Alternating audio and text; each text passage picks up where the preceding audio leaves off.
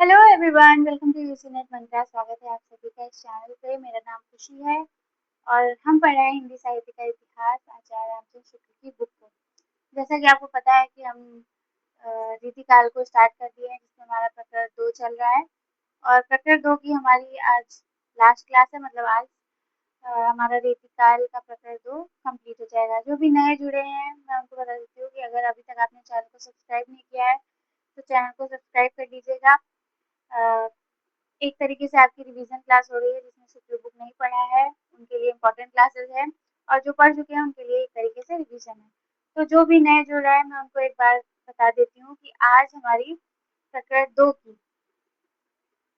ठीक है, आज हमारी प्रकरण 2 की 4th क्लास हो रही है, क्योंकि इसको हम एक ही या 2 क्लास में नहीं कर सकते थे, क्योंकि आपको पता ही होगा अगर आपने बुक जरा सा भी देखी है तो इसमें बहुत ढेर सारे कवि हैं जिनको हम एक ही क्लास में नहीं कंप्लीट कर सकते हैं। और हम किसी भी कवि को भी नहीं छोड़ना चाहते थे, क्योंकि आपको मैंने लाइन बाय लाइन पढ़ाने का वादा किया था कि हम इसको लाइन बाय लाइन देखते हुए चलेंगे और जो इम्पोर्टेंट रहेगा उसको नहीं छोड़ेंगे। इस वजह से जो भी कवि मिलते हैं हमें उनकी रचना ही अगर मिलती है तो उनको भी मैंने रखा था, ठीक है। तो बाकी की हमारी 3 क्लासेस हो चुकी हैं। मैंने इसको 3 पार्ट में रखा था, 4 पार्ट में, सॉरी। आज इसकी चौथे पार्ट की आज क्लास है, तो हमारा आज प्रकरण 2 कंप्लीट हो जाएगा बड़े अच्छे तरीके से, ठीक है। तो जिसने भी अभी तक वो क्लासेस नहीं देखी हैं जाके देख लीजिएगा। इसकी प्लेलिस्ट इसकी प्लेलिस्ट बनी हुई है हिंदी साहित्य के इतिहास रामचंद्र शुक्ल की बुक के नाम से। तो यहीं पे आपको सारी क्लासेस मिल जाएंगी। मैं जो भी नई क्लास होती है उसको अपडेट करके इसमें ऐड कर देती हूँ, ठीक है। बाकी अगर आपने अभी तक भी लेटेस्ट पैटर्न का पीवाईक्यू नहीं देखा है तो ये सॉल्व कराया है मैंने, आप इसको भी जाके देख सकते हो।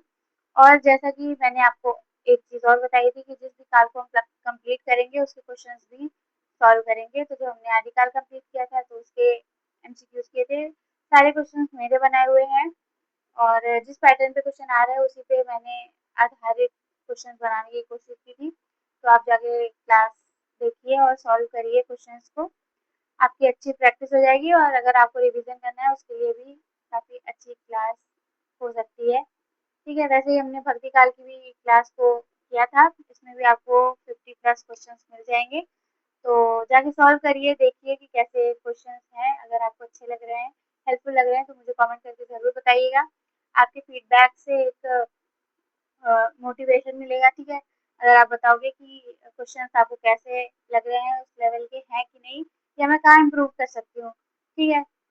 क्योंकि मैंने भी अभी स्टार्ट किया है तो इसलिए मैं आपको बता रही हूँ। और अगर आप चैनल पर नए हो तो क्लास को लाइक कर दीजिएगा, शेयर करिएगा और ज़्यादा से ज़्यादा लोगों तक शेयर करिएगा और सब्सक्राइब भी कर लीजिएगा। सब्सक्राइब किए बिना मजा आएगा। और आप हमारे टेलीग्राम चैनल पे भी जुड़ सकते हो अगर आपको क्लास की नोटिफिकेशन और पीडीएफ चाहिए तो, ठीक है। बाकी बढ़ते हैं अपनी आगे की क्लास में। आज हम पढ़ने वाले हैं रीति ग्रंथकार कवि प्रकरण 2, जिसमें आज हमारी लास्ट क्लास होने वाली है। तो जैसा कि आपको पता है कि हमने पहली क्लास में चिंतामणि से लेके निवास तक के राइटर को कंप्लीट किया था। उसके बाद हमने देव से लेके शायद बंसीधर तक हमने कंप्लीट किया था सेकंड पार्ट में। और थर्ड पार्ट में हमने इधर के सारे कवियों को कंप्लीट कर लिया था, बेनी प्रवीण तक के को कंप्लीट कर लिया है। आज जो भी हमारे बच्चे हैं वो इस बॉक्स के अंदर जितने भी राइटर हैं ये इनको आज हम देखने वाले हैं, जिनमें से ये 4 मोस्ट इम्पॉर्टेंट हैं। इनके बारे में हमें डिटेल में देखना पड़ेगा और ये जो है इनकी सिर्फ रचनाएं हमको देखनी है, ठीक है। तो बढ़ते हैं आज की क्लास में। तो सबसे पहले हमारे यहाँ जसवंत सिंह द्वितीय, मैंने लाइन से ही रखा है, ठीक है, जिससे आप अगर बुक से पढ़ रहे हो तो आपको बीच बीच से खोजना ना पड़े, इसलिए, ठीक है। पढ़ते हैं इसको। ये बघेल क्षत्रिय और तेरवा कन्नौज के पास के राजा थे और बड़े विद्या प्रेमी थे। इनकी इनके पुस्तकालय में संस्कृत और भाषा के बहुत से ग्रंथ थे। इनका कविता काल संवत 1856 अनुमान है। इन्होंने 2 ग्रंथ लिखे, शालीहोत्रा श्रृंगार शिरोमणि। इनकी 2 ही रचनाएं मिलती हैं और ये दोनों रचनाएं ही आपको ध्यान में रखनी है इनके बारे में, और बाकी इनके बारे में कुछ ज़्यादा नहीं मिलता है तो हम उसको स्किप कर सकते हैं, ठीक है। आगे बढ़ते हैं। नेक्स्ट हमारे यशोदानंदन। इनका भी कुछ वृत्त ज्ञात नहीं है। शिव सिंह सरोज में इनका जन्म संवत 1828 लिखा पाया गया है। एक छोटा सा ग्रंथ बरवे नाई का भेद कि मिलता है जो निसंदेह अनूठा है और रहीम वाले से अच्छा नहीं तो उसकी टक्कर का है। ठीक है, रहीम का जो बरनाई का भेद है उसकी टक्कर का है पर उससे अच्छा नहीं है। ठीक है, तो ये आपसे वन लाइन में क्वेश्चन बन सकता है कि किस कवि के बारे में बन सकता है, किस कवि के बारे में कहा गया है, तो ये यशोदा नंदन के बारे में। इनमें 9 बलवे संस्कृत में और 53 ठेठ अवधी भाषा में है। अत्यंत मृदु और कोमल भाव, अत्यंत सरल और स्वाभाविक रीति से व्यंजित है। तो बस इनकी जो रचना है और ये वाली जो कोटेशन है, बस आपको यही याद रखना है इसमें, बाकी इतना कुछ खास नहीं मिलता इनके बारे में। तो आगे बढ़ते हैं। नेक्स्ट हमारे करण कवि। ये षटकुल कहानी कुब्जों के अंतर्गत पाए थे और छत्रसाल के वंशधर पन्ना नरेश महाराज हिंदूपति की सभा में रहते थे। इसकी हिंदूपति के जो भी आश्रय कवि हैं वो इम्पोर्टेंट हो जाते हैं, और जो भी मैंने आगे हाईलाइट किया हुआ है जितने भी राइटर्स को, वो जिस आश्रित राजा जिनके आश्रय में थे उनके तो काफी इंपॉर्टेंट जाते हैं। आपसे वन लाइन में भी पूछ लेता है, कोड वाले में भी पूछ लेता है। ठीक है, क्योंकि काफी रचनाएं भी उन्हीं पे लिखी गई हैं, तो रचनाओं के बारे में देके भी पूछ लेता है कि किस राजा के उपलक्ष्य में ये रचना इस कवि ने लिखी है, ऐसे। ठीक है, आगे बढ़ते हैं। इनका कविता काल संवत 1860 के लगभग माना जाता है। इन्होंने साहित्य रस और रस कल्लोल, इंपॉर्टेंट है, इनकी रचना इंपॉर्टेंट है। ठीक है, इसको आपको ध्यान रखना है। साहित्य रस और रस कल्लोल नामक 2 दिव्य ग्रंथ लिखे हैं। साहित्य रस में इन्होंने लक्षणा, व्यंजना, ध्वनिभेद, रसभेद, गुणभेद, गुण दोष आदि काव्य के प्राय सब विषयों का विस्तार से वर्णन किया है। तो इनकी जो ये रचना है, और हिंदूपति, ये पन्ना नरेश हिंदू महाराज हिंदूपति की सभा में थे, यही रोची इनके बारे में इंपॉर्टेंट है। आगे बढ़ते हैं। नेक्स्ट हमारे गुरदीन पांडे। इनके संबंध में कुछ भी ज्ञात नहीं है। संवत 1860 में बाग मनोहर नामक एक बहुत ही बड़ा रीति ग्रंथ कवि प्रिया की शैली में बनाया था। ठीक है, कवि प्रिया की शैली में बनाया था। कवि प्रिया में इसमें विशेषता यह है कि इसमें पिंगल भी आ गया है। इस पर इस एक ही ग्रंथ में पिंगल, रस, अलंकार, गुणदोष, शब्द शक्ति आदि सब कुछ अध्ययन के लिए रखा गया है। तो बस इनकी भी ये जो रचना है यही इम्पोर्टेंट है, बाकी इनके बारे में भी इतना कुछ नहीं है, इसको हम स्किप कर सकते हैं। ठीक है, आगे बढ़ते हैं। नेक्स्ट हमारे ब्रह्मदत्त। इनके बारे में भी हमें बाबू दीप नारायण सिंह के आश्रित थे ये, और संवत 1860 में विद्य विलास विलास और 1865 में दीप प्रकाश नाम का एक अच्छा अलंकार ग्रंथ बनाया था। जिन भी कवियों के बारे में जैसे स्टार्टिंग में बताया कि किसी किसी कवि की सिर्फ हमें रचनाएं मिलेंगी, काफी चीजें नहीं मिलेंगी, तो इसलिए मैंने इसको रखा है। ठीक है, आगे बढ़ते हैं। नेक्स्ट हमारे पद्माकर भट्ट। तो ये हमारे इंपॉर्टेंट कवि हो जाते हैं, इनको आप हमें डिटेल में पढ़ना पड़ेगा और ध्यान से पढ़िएगा और लास्ट तक बने रहिएगा, क्योंकि आगे के जो भी 4 कवि बचे हैं वो इम्पोर्टेंट ही है। ठीक है, तो पढ़ते हैं आगे। नीतिकाल के कवियों में सहृदय समाज इन्हें बहुत श्रेष्ठ स्थान देता आया है। ऐसा सर्वप्रिय कवि इस काल के भीतर बिहारी को छोड़ दूसरा नहीं हुआ। तो ये कोटेशन आपसे पूछी जा सकती है कि किस कवि के बारे में, किस कवि के बारे में ये कहा गया है। शुक्ल जी ने किस कवि के बारे में कहा है, तो पद्माकर भट्ट के बारे में कहा है, तो ये इंपॉर्टेंट हो जाती है। ठीक है, तो मैंने हाईलाइट नहीं किया है पर इम्पोर्टेंट है। जिस प्रकार से अपनी परंपरा के परमोत्कृष्ट कवि हैं, उसी प्रकार विद्वान प्रसिद्धि में अंतिम भी। देश में जैसा इनका नाम गूंजा वैसे ही आगे चलकर किसी और कवि का नहीं।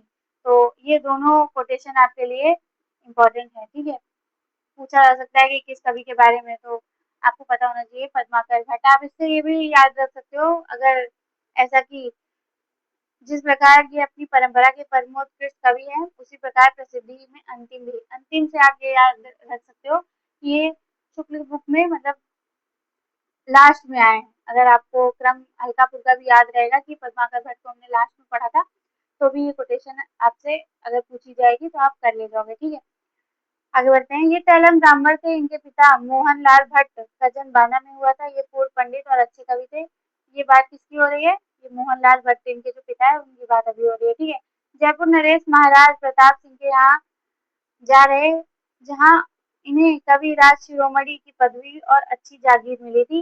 ये जो दोनों लाइनें हैं ये किसके बारे में है, इनके पिता के बारे में है। ठीक है, इनके लेखिका के बारे में है, मोहनलाल भट्ट जी के बारे में। नहीं, आप समझो कि पद्माकर भट्ट के बारे में है। आगे बढ़ते हैं। उन्हीं के पुत्र सुप्रसिद्ध पद्माकर जी हुए। पद्माकर जी का जन्म संवत 1810 में बांदा में हुआ था। इन्होंने 80 वर्ष की आयु भोगकर अंत में कानपुर गंगा तट पर संवत 1890 में शरीर त्याग दिया था, छोड़ दिया था मतलब। ये कई स्थान पे रहे। सुगरा के इन्होंने अर्जुन अर्जुन सिंह ने इन्हें अपना मंत्र गुरु बनाया था।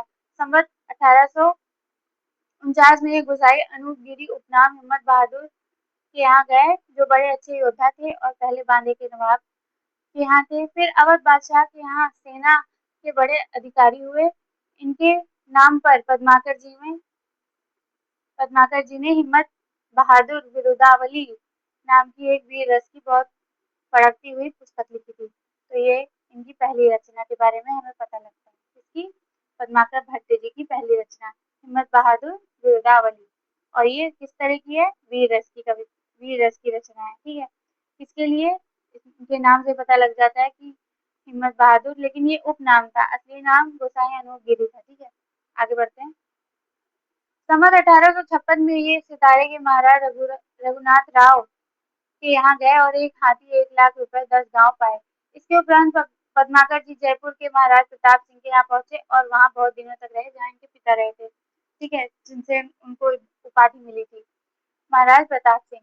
महाराज प्रताप सिंह के पुत्र महाराज जगत सिंह के समय में भी ये बहुत काल तक जयपुर में रहे और उन्हीं के नाम पर अपना प्रसिद्ध ग्रंथ जगत विनोद बनाया, इम्पोर्टेंट। ठीक है, तो ये इनका दूसरा ग्रंथ।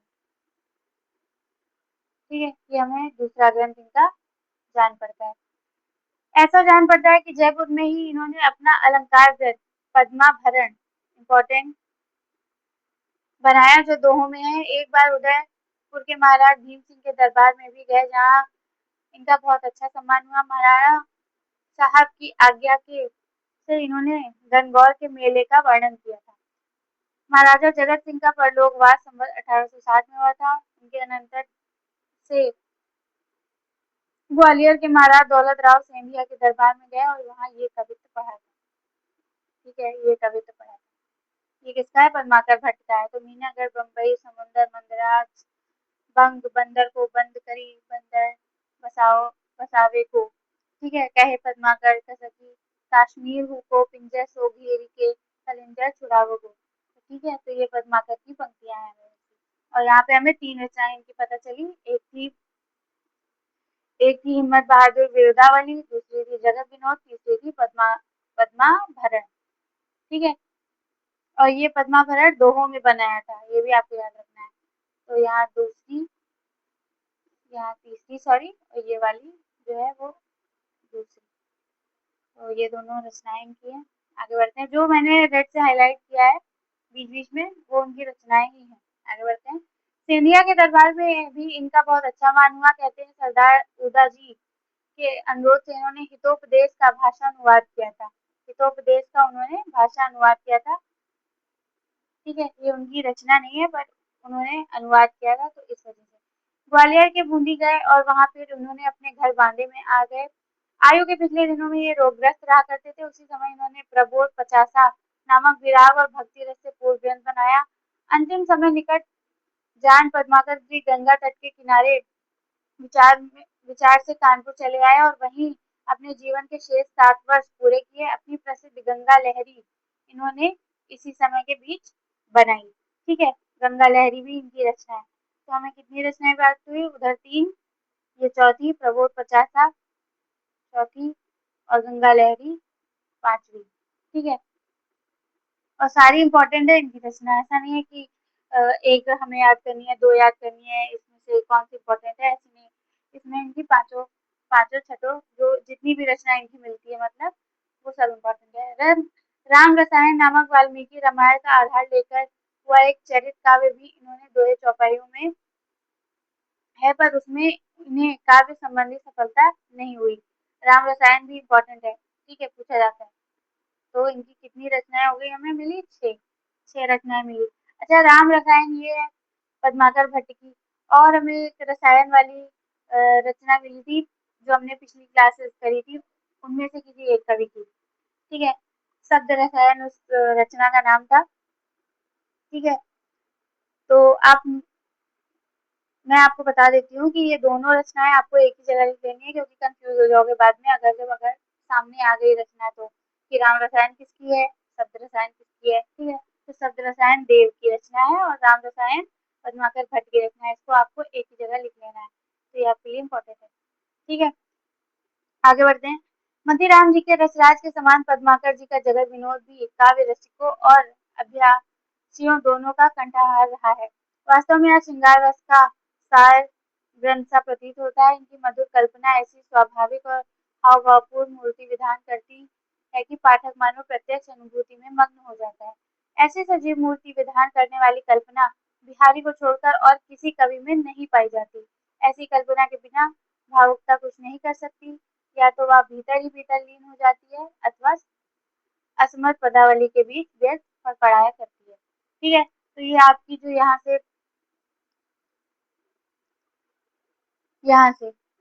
ये जो है ये इतनी इंपॉर्टेंट हो जाती है कोटेशन आपके लिए। ठीक है, पूछा जा सकता है किस रचना के बारे में है या फिर किस कवि के बारे में है, तो आपको बताना है पद्माकर भट्ट के बारे में। और किसने कहा है? आचार्य रामचंद्र शुक्ल जी ने कहा है। ऐसी सजीव मूर्ति विधान करने वाली कल्पना बिहारी को छोड़कर और किसी कवि में भी नहीं पाई जाती। ऐसी कल्पना के बिना भावुकता कुछ नहीं कर सकती। या तो वह भीतर लीन हो जाती है अथवा असमर्थ पदावली के बीच व्यर्थ फड़फड़ाया करती है। जो हमने अभी स्टार्टिंग में पढ़ा था, यहाँ पे भी इनकी तुलना बिहारी से हुई थी। ठीक है, और उसके बाद यहाँ पे भी हुई है, तो ये उसी से आप समझ सकते हो कि इम्पोर्टेंट कोटेशन है यहाँ पे। ठीक है, आगे बढ़ते हैं। इनकी भाषा में वह अनेक रूपता है जो एक बड़े कवि में होनी चाहिए। भाषा की ऐसी अनेक रूपता गोस्वामी तुलसीदास जी में भी दिखाई पड़ती है। जहाँ मधुर कल्पना के बीच सुंदर कोमल भाव तरंग का स्पंदन है, वहाँ की भाषा बहुत ही चलती, स्वाभाविक और साफ सुथरी। वहाँ अनुप्रास भी है तो वह बहुत संयत रूप में। पद्माकर जी द्वारा कविता कुछ नमूने नीचे देखिए। ठीक है, इनकी ये कुछ कविता यहाँ दी गई हुई है। फागु के भीड़ अभिरन में गई, गोवदय ले गई भीतर गोली। इसको एक बार आप देख लीजिएगा, इम्पोर्टेंट है। ठीक है, आई संग आलिन के ननद अठाई नीडर सोहत सोहई चीज इधरी सुपुर पीछे। तो ये भी पूरी इनकी है, परंतु इनमें से ये जो दो पंक्तियां हैं ये ज्यादा इम्पोर्टेंट है। ठीक है, तो ये और ये दोनों इनकी और मोस्ट इम्पोर्टेंट है। मोस्ट इम्पोर्टेंट पंक्तियां हैं। ठीक है, तेग गई से जे सिलाई चढ़े घोड़न पे, स्याही चढ़े अमित अरिन की एल पे। और ये वाला तो इसको आप एक बार पढ़ लीजिएगा। ए ब्रज चंद गोविंद गोपाल सुनियो, क्यों ना एले कलाम किए मैं, त्यो पद्माकर आनंद के नंद हो, नंद नंदन जाति लिए मैं। ठीक है, तो ये दोनों इम्पोर्टेंट हो जाती है आपके लिए। आगे बढ़ते हैं। नेक्स्ट हमारे ग्वाल कवि, ये भी इम्पोर्टेंट है। ये मथुरा के रहने वाले बंदीजन सेवाराम के पुत्र थे। ये ब्रज भाषा के अच्छे कवि हुए। इनका कविता काल संवत 1879 से 1918 तक रहा है। अपना पहला ग्रंथ यमुना लहरी, मोस्ट मोस्ट इम्पोर्टेंट रचना यमुना लहरी। ठीक है, ये आपसे पूछी जाती है यमुना लहरी। इन्होंने संवत 1879 में और अंतिम ग्रंथ भक्त भावना संवत 1919 में बनाया था। इसी से इनका कविता काल ये जान पड़ता है कहाँ से कहाँ तक है। ठीक है, क्योंकि ये पहला है यमुना लहरी और आखिरी है भक्त भावना जो 1919 में। रीति ग्रंथ इन्होंने 4 लिखे हैं। रसिकानंद अलंकार रस रंग संवत 1904, कृष्ण जी को नक्शे संवत 1884 और दूषण दर्पण संवत 1891। ठीक है, ये 4 रीति ग्रंथ है। और ये जो इनका पहला ग्रंथ है यमुना लहरी, ये तो मोस्ट इम्पोर्टेंट है, ये तो आपसे पूछा जाता है। ठीक है, इनके अतिरिक्त इनके 2 ग्रंथ और मिलते हैं, हमीर हट संवत 1881 और गोपी पच्चीसी। और भी 2 ग्रंथ इनके लिखे कहे जाते हैं, राधा माधव मिलन और राधा अष्टक। कवि हृदय विनोद इनकी बहुत सी कविताओं का संग्रह है। ठीक है, तो जो इनकी यहाँ तक की रचनाएं हैं, ये 4 रीति ग्रंथ तक मिलती है, ये तो मोस्ट इम्पोर्टेंट है यहाँ तक। ठीक है, उसके बाद इतनी तो आपको याद रखनी ही रखनी है। आगे बढ़ते हैं। रीति काल की सनक इनमें इतनी अधिक थी कि इन्हें यमुना लहरी नामक देव पंक्ति में भी नवरस और शरद ऋतु सुनाई पड़ती थी। अगर आपको रचना पता होगी, मान लीजिए ये कोटेशन आपसे पूछ ली गई, तो अगर आपको रचना के राइटर का नाम पता है, ठीक है, तो आप बता ले जाओगे कि किस कवि की रचना है, तो पूछ सकता है कि किस कवि की रचना के बारे में ये कहा गया है, तो ग्वाल कवि के किसने कहा है, तो शुक्ल जी ने कहा है, क्योंकि हम उन्हीं की बुक को पढ़ रहे हैं, ठीक है। तो उसको आपको ध्यान में रखते हुए चलना है, तो जो भी मोस्ट इम्पोर्टेंट चीज़ है उसको मैंने रेड से ही हाईलाइट किया है, ठीक है। भाषा इनकी चलती और व्यवस्थित है, वाग वाग विविधता भी इनमें अच्छी है, शरद ऋतुओं का वर्णन इन्होंने विस्तृत किया है, पर वहीं श्रृंगारी उद्दीपन के ढंग का इनके ऋतु वर्णन के कवित्व लोगों के मुख से अधिक सुने जाते हैं, जिसमें बहुत से भोग विलास के अमीरी अमीरी सामान भी गिनाए गए हैं। ग्वाल कवि ने देशाटन अच्छा किया था और इन्हें विभिन्न प्रांतों की बोलियों का अच्छा ज्ञान हो गया था, ठीक है। तो इनकी रचना जो है वो काफी इंपॉर्टेंट है, और ये वाली जो कोटेशन है ये भी इम्पोर्टेंट है। आगे बढ़ते हैं। नेक्स्ट, इन्होंने ठेठ हिंदी, पूर्वी हिंदी, गुजराती, पंजाबी भाषा में कुछ कवि सवेरे लिखे हैं। फारसी, अरबी शब्दों का इन्होंने बहुत प्रयोग किया है। सारांश यह है कि ये एक विदग्धा और कुशल कवि थे, पर कुछ फक्कड़पन लिए हुए थे। इनकी बहुत सी कविताएं बाजारी हैं। तो ये इनका ये पंक्तियां मिलती हैं। उदाहरण, मोरन के सोरन की नेको न मरोरे रही, घोर हो रही ना धन धन धनी ना फरत की, अंबर अमल रस सरिता विमल भल पंख को ना अंग ओ ना उखड़न गरज की, ठीक है। आगे बढ़ते हैं। नेक्स्ट हमारे प्रताप शाही। ये रतन सेन बंदी जन के पुत्र थे और चरखाड़ी के महाराज विक्रम शाही के यहाँ रहते थे। इन्होंने संवत 1882 में व्यंग्यार्थ कौमुदी और संवत 1886 में काव्य विलास की रचना की थी। इन दोनों परम प्रसिद्ध ग्रंथों के अतिरिक्त निम्नलिखित पुस्तकें इनकी बनाई हुई और है, ठीक है। तो ये जो दोनों इम्पोर्टेंट है,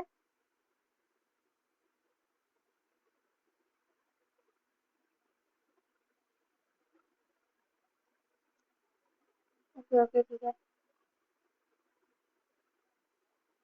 ये जो दोनों इनकी इम्पोर्टेंट है, मैं इसको हाईलाइट कर देती हूँ। एक ये जो संवत 1882 में व्यंग्यार्थ कौमुदी और संवत 1886 में काव्य विलास, ये दोनों इनकी इम्पोर्टेंट रचना है, ठीक है। इसको आपको याद रखना है। संवत 1882 में व्यंग्यार्थ कौमुदी और संवत 1886 में काव्य विलास। इन दोनों प्रसिद्ध ग्रंथों के अतिरिक्त निम्नलिखित पुस्तकें इनकी बनाई हुई हैं। जयसिंह प्रकाश संवत 1882, श्रृंगार मंजरी संवत 1889,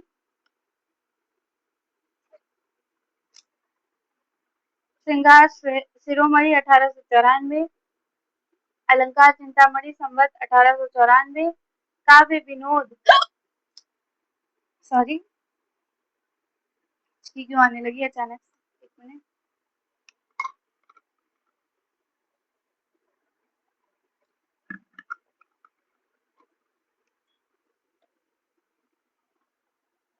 रसराज की टीका संवत 1896, रत्नचंद्रिका सतसई की टीका संवत 1896, जुगल नक्शे बलभद्र नक्शे की टीका। तो ये जो दो इम्पोर्टेंट है वो मैंने आपको बता दी, एक व्यंग्यार्थ कौमुदी और एक काव्य विलास। ये प्रताप शाही की रचना है और पूछी जाती है, ठीक है, पूछी जाती है। व्यंग्यार्थ कौमुदी मैं फिर से बता रही हूँ, व्यंग्यार्थ कौमुदी और काव्य विलास, मैंने इसको हाईलाइट कर दिया है, ठीक है। आगे बढ़ते हैं।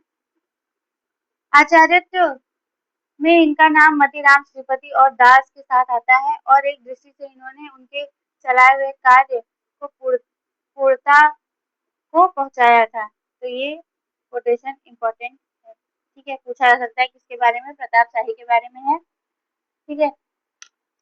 तो इसको आपको ध्यान रखना है। इन्होंने व्यंजना के उदाहरणों के एक अलग अलग पुस्तक व्यंग्यार्थ कौमुदी, जो हमने ऊपर देखी, रची। इसमें सभी दोहे सवैये मिलकर 130 पद्य हैं। ये ध्यान रखना है कि व्यंग्यार्थ कौमुदी में कितने पद्य हैं, 130 पद्य हैं, ठीक है। आगे बढ़ते हैं।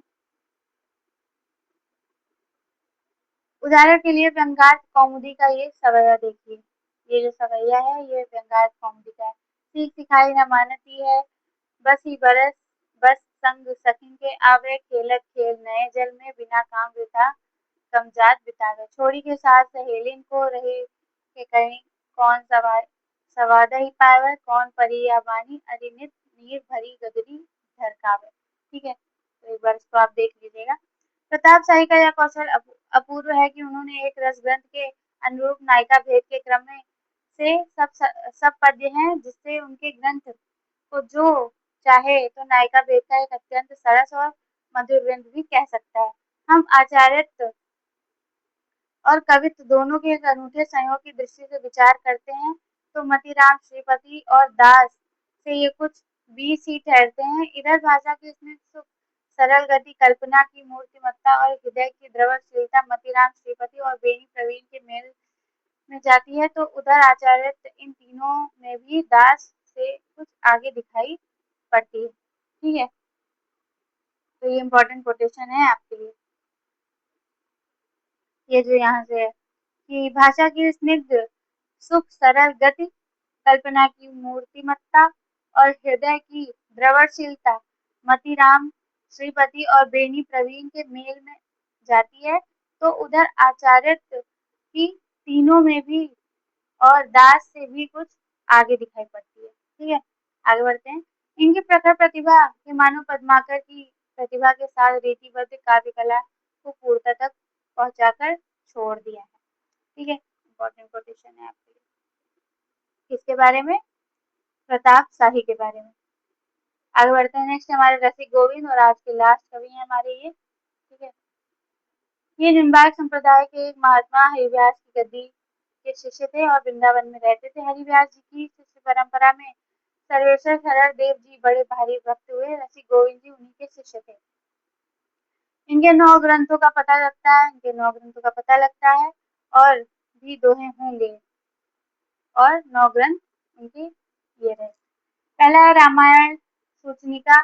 37 दोहों में अक्षर क्रम में रामायण की कथा संक्षेप में कही गई है। यह संवत 1858 के पहले की रचना है। रसिक गोविंदानंद घन, ठीक है, ये इनकी दूसरी रचना है। ये 700-800 पृष्ठों का बड़ा भारी रीति ग्रंथ है, जिसे रस, नायिका भेद या अलंकार, गुण दोष आदि विस्तृत वर्णित है। तीसरा है लक्ष्मी चंद्रिका। चौथा है अष्ट देश भाषा। पांचवा है पिंगल। छठवा है समय प्रबंध। सातवां है रसिक गोविंद संवत 1890। कलियुग रासो संवत 1865। युगल रस माधुरी।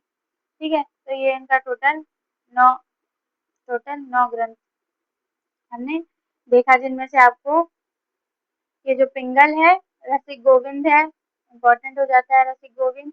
उसके बाद पिंगल वाला और अष्टदेश भाषा। ठीक है, तो इतने इसमें से आपके लिए इम्पोर्टेंट जो आपको याद रखने हैं, और इसका आपको समय भी पता है और कलयुग रासों का भी समय पता है, तो इसलिए ये भी इम्पोर्टेंट हो जाता है। ठीक है, तो ये हमारे 57 राइटर हमने 57 राइटर हमने आज कंप्लीट कर लिए। तो होप करती हूँ कि आपको जो भी मैंने समझाने की या अपनी तरफ से बताने की कोशिश की है वो आपको समझ में आया होगा और आपको क्लासेस अच्छी लगी होंगी। आशा तो मेरी यही थी कि जितनी भी इम्पोर्टेंट चीज़ें हैं मैं आज सब आपको बता पाऊँ उस बुक से। कोई भी ऐसी चीज़ ना हो कि छोड़ दी मैंने या मैंने छोड़ दिया है, आपको नहीं पता लगेगी। जो भी मुझे इम्पोर्टेंट लगा वो सब मैंने रखा है, जिससे आपको सारी चीज़ें पता लग जाएँ और जो भी मोस्ट इम्पोर्टेंट चीज़ें हैं वो आपको अच्छे से रिवाइज़ हो जाए। ठीक है, तो अगर आप अभी तक क्लास में बने हो और अगर आपको क्लासेस अच्छी लगी है तो क्लास को लाइक ज़रूर करिएगा, और अगर अभी तक आपने चैनल को सब्सक्राइब नहीं किया है तो चैनल को सब्सक्राइब कर लीजिएगा और ज़्यादा से ज़्यादा क्लास को शेयर भी करिएगा। और अगर आपने अभी तक ये क्लास नहीं देखी है तो एक बार देख के देखिए, क्वेश्चन सॉल्व करके देखिए और मुझे कमेंट में बताइए कि आपको क्लास कैसी लगी और ये क्वेश्चंस आपको कैसे लगे। ठीक है, और ये भी बताइए अगर आप सॉल्व करें तो आप ये भी बताएं कि आपके टोटल कितने क्वेश्चन सही हो रहे हैं, जितने क्वेश्चन हैं उनमें से। ठीक है, इसमें भी आपको वही करना है। अगर आपको धीमा लग रहा हो तो आप स्पीड बढ़ा के भी देख सकते हो, जिससे आपका जल्दी रिवीजन हो जाएगा। मैं वो इसके लिए कह रही हूँ। ठीक है, अगर आपको रिवाइज करना है किसी कवि के बारे में या किसी प्रकार के बारे में, जैसे सुन के आपको जल्दी से चीज़ें ज़्यादा समझ में आ जाती हैं, मतलब अगर उनके बारे में कुछ नहीं समझ में आ रहा ठीक, तो आप क्लास जाके देख सकते हो, सारी क्लासेस आपको एक ही जगह यहीं पे मिल जाएँगी। और ये मैंने आपको पीवाईक्यू भी सॉल्व करवाया है, जो अभी रिसेंट में जनवरी में पेपर हुआ था उसका, तो आप उसको भी जाके देख सकते हो। बाकी ये हमारी बेसिक से क्लासेस हुई थी, वो भी आप देख सकते हो चैनल पे, ठीक है? तो मैंने आपको सारी इन्फॉर्मेशन दे दी है, चैनल को सब्सक्राइब कर लीजिएगा। होप करती हूँ कि आपको क्लास हेल्पफुल लगी होगी, क्लास समझ में आई होगी। तो बाकी जो हमारी नेक्स्ट क्लास होगी वो हमारी प्रकृति की होगी, उसमें भी काफ़ी ढेर सारे कवि हैं, आपने बुक देखी होगी। उसमें भी आपको, अभी तो मुझे एग्जैक्टली याद नहीं है कि नंबर क्या है, पर काफ़ी कवि हैं उनमें से, ठीक है? तो उनको भी हम पार्ट्स में ही करेंगे। बाकी स्टार्ट करते हैं, फिर देखते हैं कि कैसा प्रोसेस रहता है। तो अगर आपने अभी तक क्लास देखी है तो आप सभी का बहुत बहुत धन्यवाद, और इसी तरह बने रहिएगा, चैनल को सब्सक्राइब कर लीजिएगा, क्लास को लाइक कर दीजिएगा और ज़्यादा से ज़्यादा शेयर करिएगा, और जो भी आपका फीडबैक हो आप मुझे कमेंट सेक्शन में बता सकते हो। और इसी तरह रिवीजन करते रहिए। मिलते हैं अपनी नेक्स्ट क्लास में, तब तक के लिए बाय बाय, धन्यवाद।